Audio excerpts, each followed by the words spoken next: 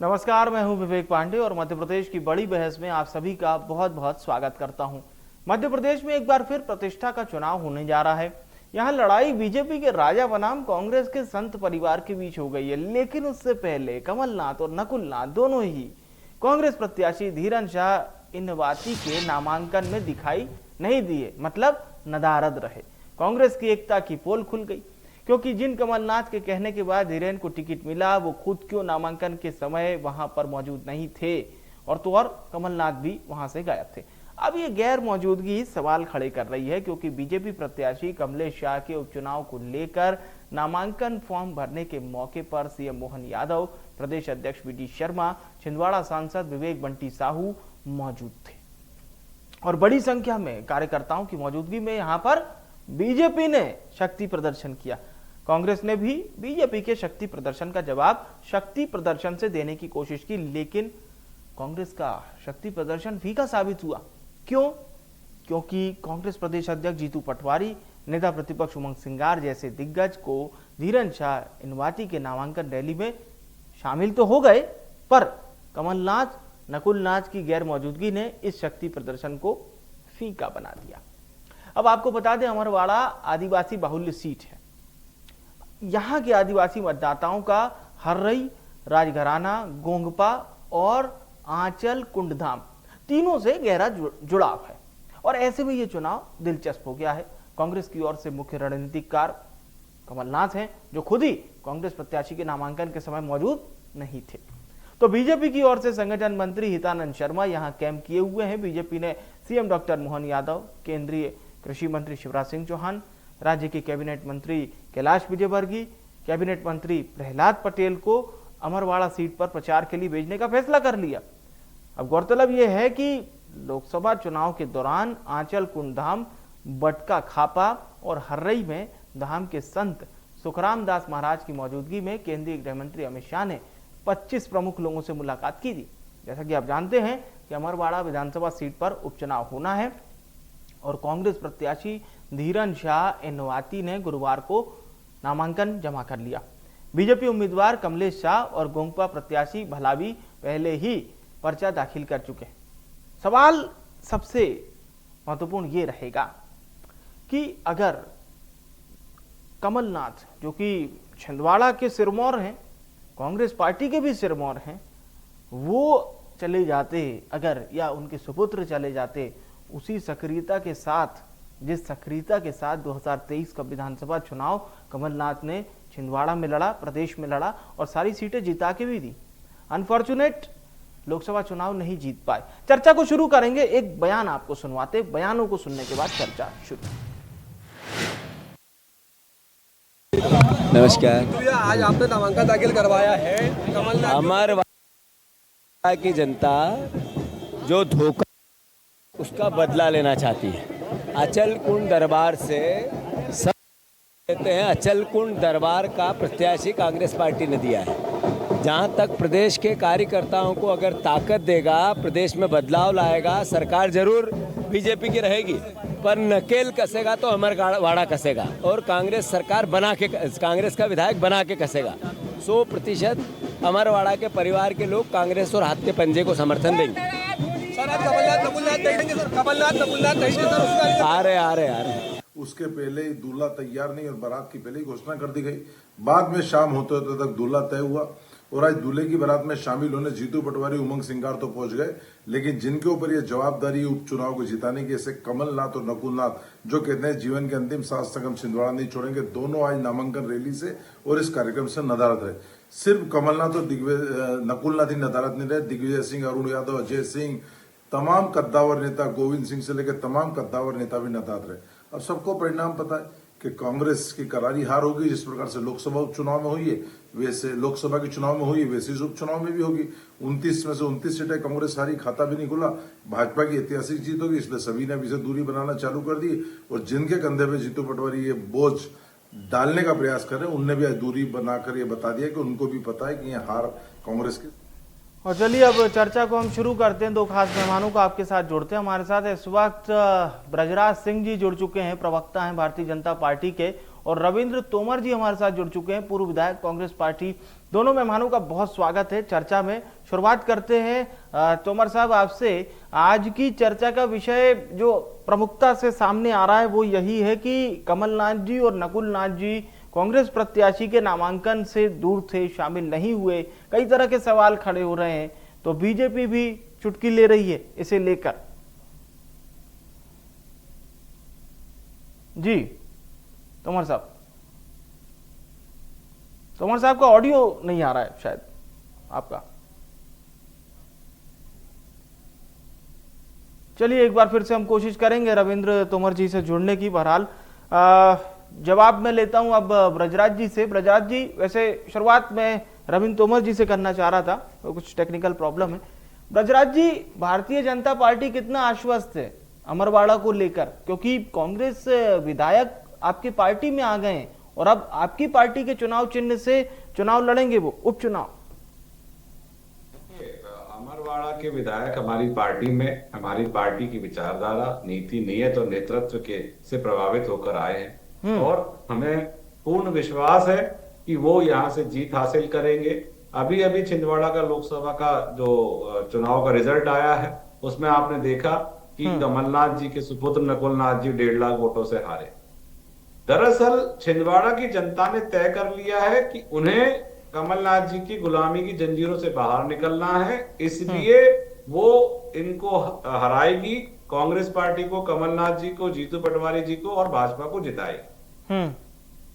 लोकसभा चुनाव, विधानसभा चुनाव का तो आपको जानकारी है ही कि विधानसभा चुनाव में हमने 163 सीटें जीती, लेकिन लोकसभा में 29 सीटें जीती, जिसमें हम 207 सीटों पर लोकसभा विधानसभा की आगे रहे और हमारा मत प्रतिशत, ये आजादी के पहली बार हुआ है कि 29 की 29 सीटें कांग्रेस हारी है। कांग्रेस में बिखराव है, कांग्रेस के बड़े नेता चुनाव हार चुके हैं, कांग्रेस में एकता की कमी है। और तो और जो कांग्रेस के प्रदेश अध्यक्ष हैं जीतू पटवारी जी स्पष्ट रूप से ऑन रिकॉर्ड कह चुके हैं कि पार्टी गई तेल लेने। ऐसे प्रदेश अध्यक्ष को हटाने की कवायद चालू हो चुकी है। कल ही सुपुगार थी बहुत सारे चैनलों पर और हर तरफ कि इस अमरवाड़ा चुनाव तक ही कांग्रेस जीतू पटवारी जी हैं, चुनाव हारते ही पटवारी जी की छुट्टी कर दी जाएगी। लेकिन कांग्रेस में आज की डेट में ना कोई नेतृत्व है, ना उनकी नीति अच्छी है, ना ही उनकी नीयत अच्छी है। जी चलिए, आपने नीति और नेतृत्व की बात की है और मैं सवाल अब लेता हूं। रविंद्र जी तक अभी हमारी आवाज पहुंच पा रही है क्या? रविंद्र जी, संभवतः कुछ टेक्निकल प्रॉब्लम है, उसका हम भी कुछ नहीं कर सकते, टेक्निकल चीज ही ऐसी है। चलिए ब्रजराज जी, एक बात जरूर है कि कांग्रेस ये कह रही है कि क्या बीजेपी में जो अपने आप को विश्व की सबसे बड़ी पार्टी कहती है उसमें नेताओं की कमी हो गई है, इसलिए हमारे नेताओं को आयातित करना पड़ रहा है। ऐसे ऐसे बयान आते रहते हैं। पांडे जी, बयानों का क्या है, कुछ ना कुछ तो बोलना है। स्वतंत्रता, आजादी है इस देश में लोगों को अपने वक्तव्य को रखने की। किंतु एक बात मैं स्पष्ट रूप से कहना चाहता हूं कि हमारे गृह मंत्री अमित शाह जी ने स्पष्ट रूप से लोकसभा चुनाव में कहा था कि हम अपनी पार्टी का विस्तार कर रहे हैं। जो हमारी विचारधारा से प्रभावित है, जो हमारी विचारधारा और राष्ट्र हित के कार्य करने में इंटरेस्ट रखता है, उसका स्वागत है। मैं तो पांडे जी आपको भी ऑफर करूंगा कि आप भी हमारी पार्टी की विचारधारा और नीति, नीयत, नेतृत्व से प्रभावित है तो आ जाइए, और रविंद्र जी को भी करूंगा। नहीं सर, धन्यवाद सर, अभी फिलहाल मैं अपनी भूमिका से बड़ा खुश हूं, प्रसन्न हूं। तोमर साहब का हम रुख करते हैं। रविंद्र तोमर जी, क्या कहेंगे? आज चर्चा इस बात की हो रही है कि अमरवाड़ा से जो चुनाव लड़ रहे हैं आपके प्रत्याशी इनवाती साहब, अगर उनके नामांकन में कमलनाथ जी शामिल नहीं हुए, नकुल नाथ जी शामिल नहीं हुए, तो ये कैसे, मतलब आप लोग इसको देख रहे हैं? क्योंकि बहुत सवाल खड़े हो रहे हैं, क्योंकि बात अमरवाड़ा की है, इसलिए शायद ज्यादा सवाल खड़े हो रहे हैं। कमलनाथ जी किसी निजी कार से हो सकता कहीं गए हों, इसमें मुझे जानकारी नहीं है, लेकिन उनका शामिल ना होना ये कतई इस पे कयास ना निकाला जाए कि उनका पार्टी के लिए कहीं नेगेटिव हो रहेगा। पार्टी के लिए वो समर्पित है और मैं समझता हूँ कि पूरी जी जान लगाएंगे वो जिताने में। तो इसका कोई कयास लगाना मेरे ख्याल से उचित नहीं होगा, क्योंकि कई बार कुछ ऐसी समस्या होती है, पारिवारिक कुछ बात हो, क्या पता कोई समस्या आ जाए, वही हो जाती है, घर गृहस्थी है। तो हो सकता है कहीं गए हो, क्या हो नहीं कह सकते, लेकिन छिंदवाड़ा में नहीं होंगे। छिंदवाड़ा बहुत शुरू रहते थे। जी जी जी। तो ले- इसलिए हाँ, मैं समझता हूँ कमलनाथ जी को, जहां तक मैं जानता हूँ, कि वो पार्टी के लिए खुद से समर्पित है और व्यक्तित्ववान व्यक्ति हैं। पूरा जीवन हो गया और वो कहीं ऐसी छोटी मोटी उसकी हरकतें और इस प्रकार का छाप नहीं करते। मुझे कहीं लगा नहीं, क्योंकि मैं बहुत लंबे समय से नहीं जानता हूँ। तो इसका कोई ये बयान नहीं निकाला जाए कि कमलनाथ जी रघुनाथ जी उससे दूरी बना रहे हैं। वो बिल्कुल पूरे समर्थन में है। उनकी सलाह से ही, उनके कहने पर ही उनको टिकट दिया गया है। इसमें कोई कहीं कोई शंका नहीं है और चुनाव जीतने के लिए पूरी ताकत लगाएंगे, हम जीतेंगे। ठीक है, पर एक ये भी तो हो सकता था कि ठीक है कमलनाथ जी किसी कारणवश, हम नहीं जानते वो कारण क्या है, शामिल नहीं हो पाए, लेकिन नकुलनाथ जी शामिल हो सकते थे कहीं ना कहीं। मुझे मैं बता तो रहा हूँ पारिवारिक परिस्थितियां क्या हो, पारिवारिक है, चलिए ठीक है। अमरवाड़ा की इस बार की ये चुनाव कैसा रहेगा, क्योंकि आपकी जीती हुई सीट है और कमलेश शाह पहले आपकी पार्टी में थे, विधायक बने और उसके बाद अब वो बीजेपी में चले गए, तो आपको आपकी ही सीट बरकरार रखनी है। इसके लिए कांग्रेस का मतलब प्लान नहीं पूछूंगा मैं, प्लान तो आप लोगों का इंटरनल ही रहेगा, लेकिन किस तरह से मैदान में आप लोग उतरेंगे? मैदान में तो चुनाव के तरीके से लड़ा जाता है। प्रजातंत्र है, जनता का जिस तरफ झुकाव होता है, जीत हार उधर होती है। और मैदान में हर पार्टी का व्यक्ति, किसी भी पार्टी का जो व्यक्ति वहां लड़ रहा है, तो वो सब जीतने के लिए लड़ रहा है, कोई हारने के लिए नहीं लड़ रहा है। और कांग्रेस पार्टी का तो वो गढ़ है छिंदवाड़ा। मैं समझता हूँ कि वो सीट हम जीतेंगे, क्योंकि जनता के मन में एक ये भी है कि जो विधायक जी हमारे साथ से चले गए, उनको कांग्रेस को वोट देकर के कांग्रेस में वोट दिया गया था। अब वो भारतीय जनता पार्टी के टिकट मिले, तो भारतीय जनता पार्टी के लिए वोट नहीं दिया था। वो 5 साल के लिए वोट जनता ने किया था। ये नाराजगी, नेगेटिव जो लोगों में एक विचार बनता है कि हमने जिसको वोट दिया वो हमें छोड़ के चला गया, तो ये सारी चीजें भी आएंगी चुनाव में, ये स्वाभाविक प्रक्रिया है। ठीक है, और पर तोमर साहब आप कह रहे हैं कि छिंदवाड़ा गढ़ है कांग्रेस का, लेकिन आप देखिए विधानसभा में सारी सीटें आपको जिता दी आपकी पार्टी को, लेकिन लोकसभा चुनाव में वहां की जनता ने मूड चेंज कर लिया, लोकसभा चुनाव में बीजेपी को जिता दिया। देखिए, मैं आपको एक बात बता दूं, चुनाव जीत और हार दोनों, एक व्यक्ति जीतेगा एक हारेगा, ये तो निश्चित है।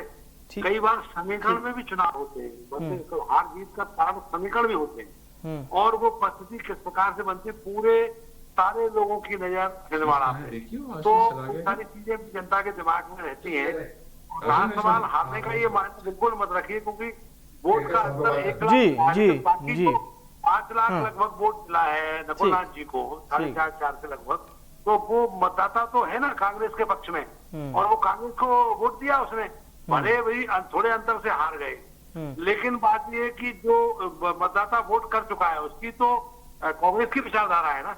चलिए ठीक है, ब्रजराज जी, अब मौजूदा वक्त में केंद्र में भी बीजेपी है, राज्य में पहले से सरकार बनी गई थी और फिर केंद्र में भी आप लोग वापस से आ गए हैं। पर दूसरी बात यह है कि इतना लंबा एक स्पेस भी होता है, कई बार दूसरी पार्टी के नेता जाते हैं तो कुछ मनमुटाव जैसी भी चीजें आती हैं कार्यकर्ताओं को लेकर, खास तौर से। जी ब्रजराज जी, 1 मिनट सर, जरा वो कट हो गया है जी। इसका जवाब मैं बहुत स्पष्ट रूप से देना चाहता हूं कि भारतीय जनता पार्टी में चीजें इस तरह से नहीं होती है जैसे कि लोग देखते हैं। भारतीय जनता पार्टी में सबको स्पेस दिया जाता है, सबके लिए व्यवस्था होती है और सबको अपने कार्य करने होते हैं। ना तो हमारे पास कार्यकर्ताओं की कमी है, ना नेतृत्व की कमी है। आप स्पष्ट रूप से समझिए कि जो भी व्यक्ति हमारी पार्टी में आता है, उससे जो भी बातचीत होती है, जिस तरह से उनके साथ में उनको आगे बढ़ाना होता है, सबको आगे बढ़ाना होता है, हमारे पुराने कार्यकर्ता हैं, नए कार्यकर्ता हैं। लेकिन आप एक बात समझिए कि जो पार्टी, हमारी पार्टी से कांग्रेस में कभी कोई नहीं जाता, इसका कारण मेरे को आज तक समझ में नहीं आया। एक आध इक्का दुक्का केस है, लेकिन बल्क में जो लोग आते हैं वो कांग्रेस पार्टी से आते हैं, तो कहीं ना कहीं उनको हमारे नेतृत्व में एक अच्छी चीज दिखती है कि हाँ ये लोग ये पार्टी अच्छे से कार्य करती है, लोगों को बहुत अच्छे से आगे बढ़ा रही है, देश की सुरक्षा नीति नियत सब इनकी अच्छी है, तो आगे बढ़ते हैं लोग। कुछ आपकी बात पे कहना चाह रहे हैं रविंद्र तोमर जी, बोलिए। मैं ये कहना चाह रहा हूँ कि हमारे विद्वान प्रवक्ता जी अति उत्साह में ये बात कह रहे हैं कि हमारी पार्टी में बल्क में लोग आते हैं। इनकी पार्टी में क्या अति उत्साह इसलिए कि सत्ता में पार्टी होने का ये दुरुपयोग करते हैं, कहीं ना कहीं लोगों को किसी को भय दिखा करके, किसी को कुछ करके। आपके टाइम पे तो तोमर साहब बड़ा रामराज होता था। ठीक है ब्रजराज जी, मैं आऊंगा आपके पास। ब्रजराज जी नहीं ऐसे थोड़ा, ये कुछ भी बोलते रहेंगे, हम सुनते रहेंगे। नहीं आप हम सत्ता का दुरुपयोग करते हैं। सत्ता का दुरुपयोग आप दीजिएगा जवाब दीजिएगा, अभी पर्याप्त समय हमारे पास। मैं बताऊं, आपको उदाहरण भी दे सकता हूं उसका। हाँ बोलिए। तो ऐसा नहीं कि मैं केवल कह रहा हूं और कोई हवा में कह रहा हूं, मैं उदाहरण के साथ बताऊंगा। हाँ राजकुमार, उसका उसी वजह से लोग जो है कहीं ना कहीं झुकाव करते कि सत्ता है, कांग्रेस पार्टी सत्ता में नहीं है, विपक्ष में है। और सत्ता में जो पार्टी होती है, बहुत सारे लोगों का, अब वो पहले वाला जो समय था वो एक अलग समय था। मैं आपको ये भी आज टीवी के माध्यम से कहना चाहता हूँ कि लोग इंतजार की स्थिति में नहीं रहे। पहले लोग इंतजार करते थे, विचारधारा से समझौता नहीं करते थे। अब विचारधारा से समझौता करते हो, कहीं ना कहीं परिस्थितियां उत्पन्न की जाती है उनके सामने। ये भी एक बात है।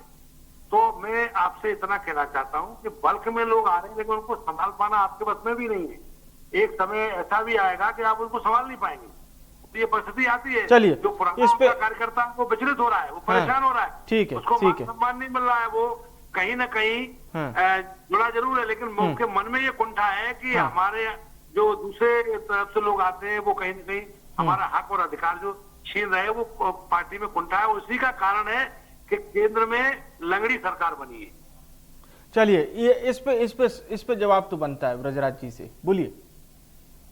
मैं सुन नहीं पाया, इनकी आवाज बहुत कम आ रही है। आप पांडे जी रिपीट कर दें जी ब्रजराज जी, रविंद्र जी का कहने का जो लबोलबाब है वो ये है कि दूसरी पार्टी से आने वाले नेताओं को, जो आपकी पार्टी के खाटी कार्यकर्ता हैं, जो बरसों से मेहनत कर रहे हैं बीजेपी के लिए, वो असंतोष की भावना में रहते हैं कि बाहरी पार्टी से लोगों को तवज्जो दी जा रही है, ज्यादा तवज्जो दी जा रही है। मतलब देखिए, हमारे राष्ट्रीय अध्यक्ष नड्डा जी ने रूप से कही थी कि हम जो भी कार्य करते हैं उसमें चर्चा करके ही करते हैं। हमारे यहाँ कोई सिस्टम नहीं है कि एक ऑर्डर पास हो गया तो उसको इम्प्लीमेंट करा दो, मोहर लगवा लाओ, एनओसी ले आओ, नहीं।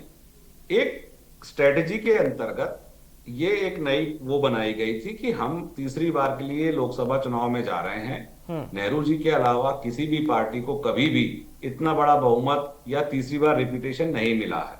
तो एक स्ट्रेटेजी थी कि हमें अपनी पार्टी को बड़ा करना है, हर 1% वोट जहां भी बढ़ सके, जो भी व्यक्ति नेतृत्व, जो भी जनाधार का नेता है, उसको पार्टी में लाने की कवायद थी। जितना भी जो भी नेता कद्दावर होगा, अब माननीय ज्योतिराज सिंधिया जी हमारी पार्टी में आने के बाद उन्होंने अपनी स्ट्रेटेजी चेंज की, काम किया, कार्यकर्ताओं से मिलने लगे, कार्यकर्ताओं के साथ बैठने लगे। उन्होंने कार्यकर्ता सम्मेलन विधानसभा चुनाव से पहले किए और देखिए विधानसभा चुनाव में उन्होंने अपने यहाँ पर बहुत सारी सीटें जितवाई, साथ ही 5.5 लाख वोटों से अपनी लोकसभा सीट जीती।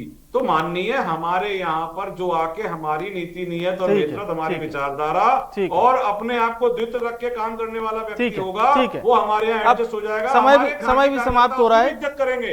बिल्कुल, तोमर साहब बोलिए। समय चाहूंगा 1 मिनट का। जी बोलिए सर, समय कम है, बोलिए।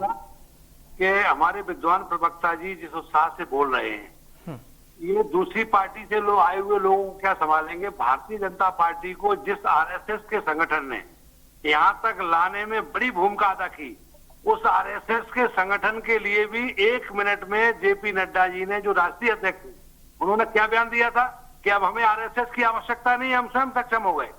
और इस बात से आरएसएस तोड़-मरोड़ के प्रस्तुत कर रहे हैं पांडे जी। इस बात को तो मैं बिल्कुल आपत्ति करता हूं। ये बात बहुत गलत है। जी इस तरीके से इन्होंने इसी तरीके से चुनाव में हमको बहुत सारा, इन्होंने चुनाव में यही किया है। चलिए सर, अब चर्चा आगे नहीं बढ़ पाएगी, समय समाप्त हो गया है सर।